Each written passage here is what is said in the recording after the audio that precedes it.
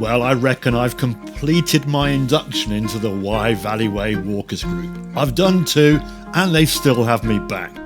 So this is my 3rd and I've booked up for the rest of the Wye Valley Way from source to sea.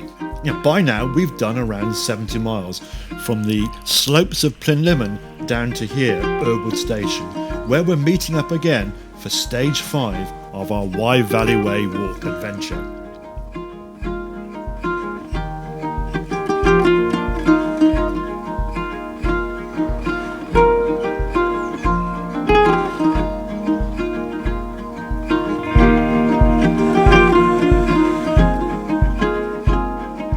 Today was a long one, a good 15 milers, Erwood Station down to Hay-on-Wye, and we stayed in Wales the whole day long, although we're getting close to the border.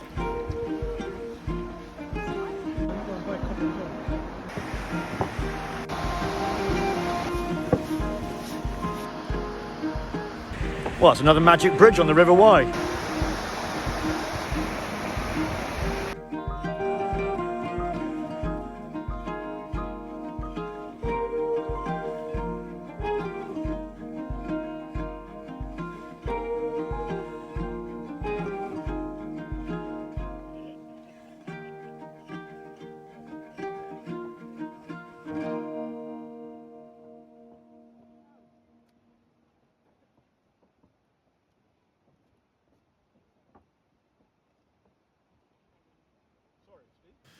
In the morning, along the way, we passed Llandeilo Hall, the former home of Laura Ashley, and I briefly considered floral curtains and soft furnishings.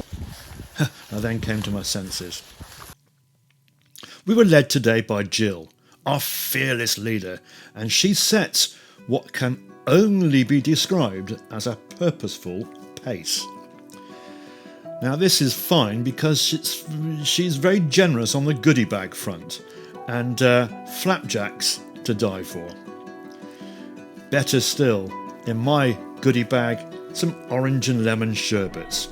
Pure 1970s tuck shop magic. Now so far the River Wye has followed a pretty steady course. From its mid-Wales origins, it heads steadfastly southeast. But in these parts, the river seems to have something of a personal crisis. As I said, after flowing stoically southeast for some 50 or so miles, it suddenly goes mad, whips back on itself in a great big hairpin bend, and then decides to head east, and at Glaisbury, where we lunched, it even heads north for a while. Crikey, that takes some explaining, and says something about geological foundations and Ice Age history. Lunch at Glaisbury was the usual bread, cheese and coleslaw and a bit of banter. I had a slight pang of guilt about not downloading the bird spotting app Merlin when Bryony gave me the look. I promised to get Merlin ready for our next walk. Nature put on a proper show that afternoon. Hundreds of black, bristly butterfly larvae. Soon, these amazing black things will turn into beautiful butterflies with psychedelic wings and garden centre glamour, the black peacock butterfly nonetheless. Next up on our walk came Lowes and its little church St Meilig. Medieval stone, a peaceful churchyard and one rather sleepy crow.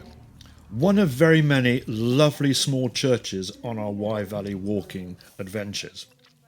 Ruth told us the legend how the giant mole had dropped a rock on her toe and in fury hurled this sandstone rock all the way to here, somehow getting through the roof of the church without doing any damage. Crikey. Finally, we approached the book capital of Britain, Hay-on-Wye. Last time I was in these parts, there was some serious winter flooding. Now, all snug stone buildings, literary charm, and that lovely end-of-day glow.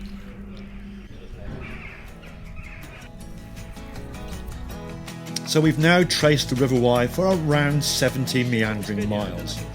Next time, a big moment, our first border crossing.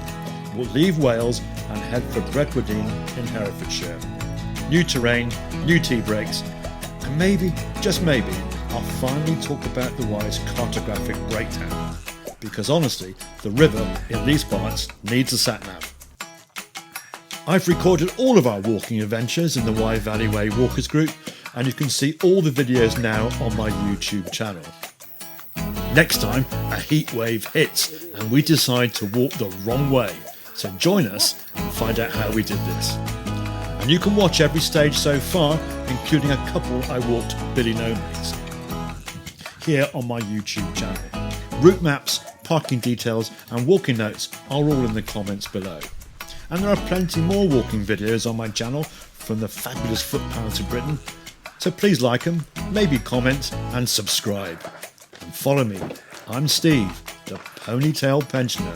Thanks very much for watching. See you next time.